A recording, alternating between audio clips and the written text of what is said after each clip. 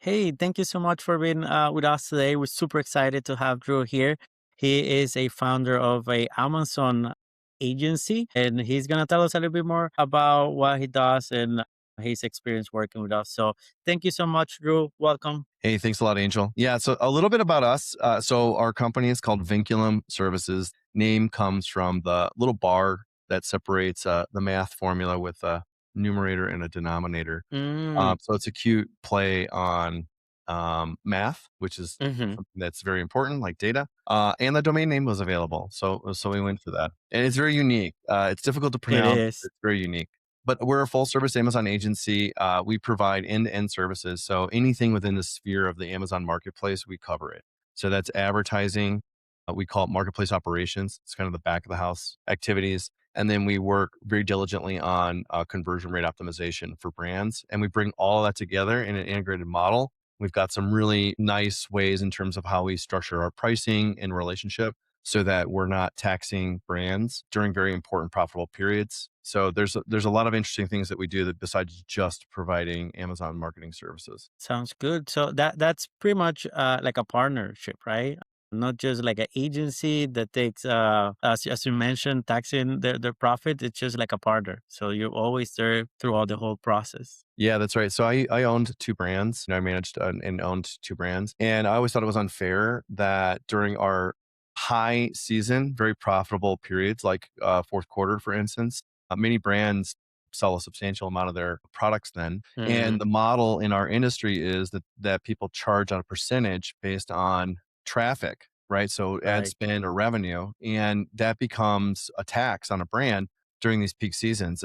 As an agency, my work does not increase 3 or 5x, even though the sales volume might increase 3 to 5x. So the whole idea here is that we're trying to treat this to be that we're truly a fractional Amazon department inside your organization. And if you had someone who was working inside your organization, you wouldn't pay them a higher salary during the months of November and December, like Hmm. or Mother's Day or Easter, right? Or any of these holiday periods. You wouldn't do that. And so we're trying to replicate that as much as possible. And it removes the misalignment around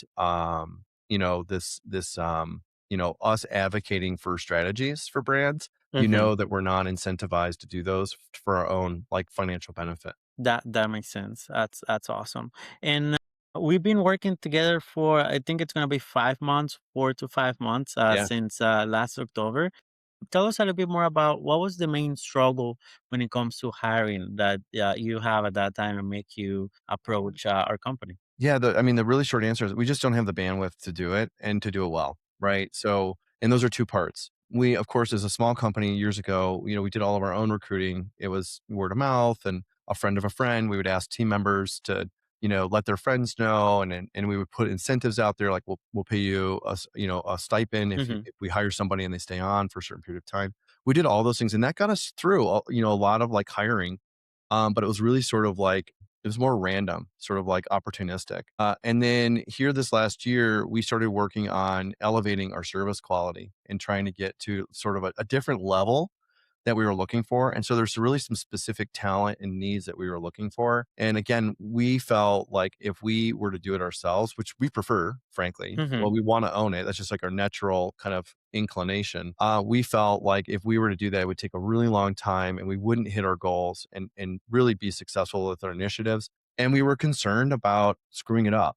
Like, so we would Hmm. do all of that and then fine, we do it, but then we find out that the hire is really not good because we lack the rigor around doing the qualifications. We wanted to focus our time strictly on just meeting those candidates. And so once we kind of decided that, it was at that point that we went and started reaching out to quite a few different online recruiting agencies, including RTL. Awesome. Now that you mentioned that, what you and I remember our first call. You mentioned you were having a few conversations with other agencies. What make you decide working with us? So we put a matrix together um, where we listed out like what everyone's processes were, we used ChatGPT to actually build out a recruiting process. We just framed something out internally, like pretty quickly, so that we really understood, like, what is a recruiter, how do they function, and we started building out some criteria of like what we were looking for and why we needed what we needed. And then we went and just interviewed other recruiting agencies. And to be honest with you, it was through that interview process where we were qualifying the recruiting agencies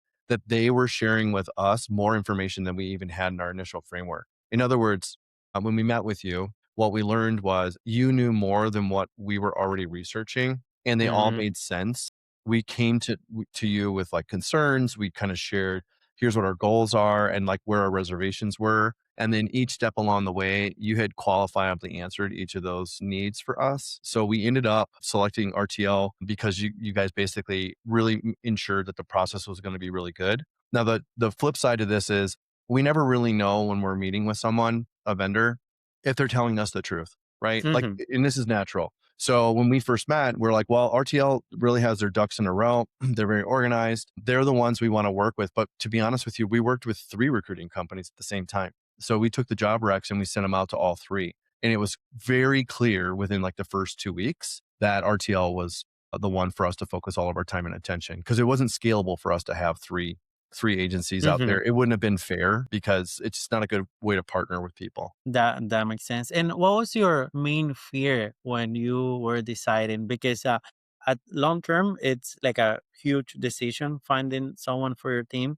So it was a very important decision, right? Because you could like ended up wasting 3 months with Right. the wrong agency. So at that time, what else would you say like was your main fear besides like like I don't want to waste my time, or maybe how's the quality gonna end up in? I have 2 of them. I have 2 Hmm. fears. The number one, the one that you're kind of alluding to, is on the selection side, was are we still wasting our time with Hmm. an agency, and are we gonna delay our strategic goal, right? Getting this person in place, and then, for whatever reason, whatever the role is gonna satisfy for us, that's gonna get delayed. But the other one that was a concern for us was, we have good talent at our company, and we Hmm. built a really strong culture here. You and I've talked about this, like what lengths Hmm. we go to build a really strong culture for remote workforce, and that people would cherry pick them.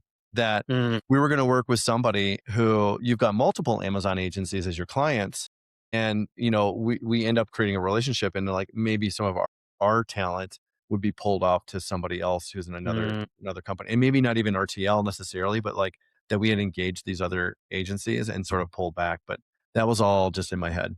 None of that's real. yeah, yeah, it's definitely like something that you have in your mind, but if you have like a strong culture, you're not gonna have that issue, right? And you do have, and that's one of the main things that I like the most about working with you. It's that we have a good case, um, to sell to our candidates. Yeah, It's easier when you say like, hey, we're gonna bring you to a very strong company, and you're gonna enjoy working with that person. yeah. So that means a lot. Tell us about that hire. How that or before we move into that, tell us one thing that you like the most about the process from Yeah, when we that got I'm started glad to you brought when that up. we That found literally that was that what was person. on top of my mind to talk about next. So once we kind of went and vetted the agency, or the recruiting agencies, where things really became very clear was we had to meet. So we had sent the first job rec that we sent to you guys. I wouldn't say that we don't know what we're doing, but it was a test. We were like learning like Mhm, how to improve it and make it better. And so when we sent that over to you, we had some specific criteria, and we were like, okay, we want like the best talent in the world, mhm, and you guys heard us and you listened to that. And then you went out and you set the bar up there. And we had very few candidates coming in, which was a concern, because we're like, okay, this is going to slow down our timeline, which I was referring to before. But what I really liked was when we said, hey, let's go meet and figure out what's going on. You brought the main team members together on a call, and we kind of went through your process. We went through our criteria.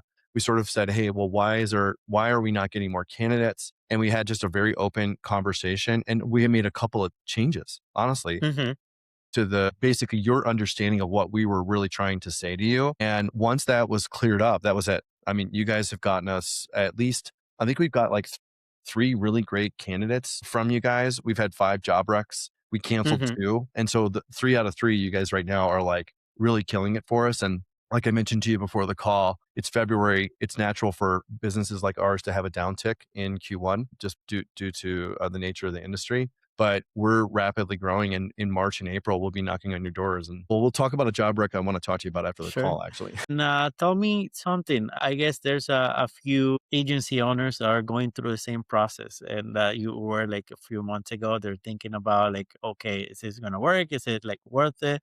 What would you say to them? Like, Yeah, so we're very finance focused, right?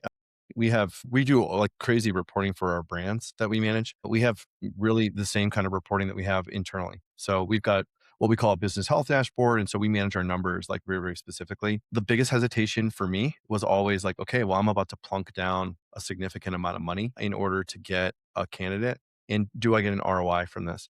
hmm And it's difficult to calculate what that means for an individual or for a company because you have to take into account how much direct time will you use on recruiting, which is what RTL does for us. We still do the interviewing for final hiring, right? So hmm there's still always that time that needs to be there. But all of the advanced stuff, like going and finding candidates, qualifying them, and then getting it to the point where they book a meeting with either me or one of the other directors that we've got in the company, to actually do the actual qualified interview. There's that time, and that's a very straightforward calculation. Like you can actually just quantify it.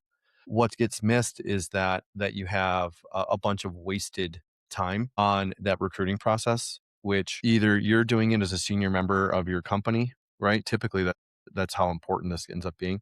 You don't hmm delegate it to somebody who's junior or too junior because they don't know what they're looking for. And so you hmm end up with like not like I would say unqualified candidates coming in. So the return on investment really is predicated on this idea that you can bring a large number of of candidates in that are qualified, super fast period of time. We have our workflow built out because we designed one with you guys. hmm We designed it to where we can go from job rec to decision to hire somebody in 3 weeks, which, assuming that the candidate can actually fit this schedule, that means that we'll actually have them in a seat, a remote virtual seat, but we'll have them in a seat within 3 to 4 weeks, which is, hmm if you think about like our business, we're now timed with bringing on a new brand in such a way that we can bring on brands and kind of, not literally, but like overload the capacity of the hmm team, but trigger RTL to come in and backfill on talent so that At the right we time. actually end up can actually grow with the business. That's the ROI. That's where the ROI happens. Sounds pretty good. Yeah, that makes sense. So, thank you so much, Drew. It's been a pleasure speaking with you and working with you, and thank you so much for sharing your experience. Yeah, my pleasure. Thank you.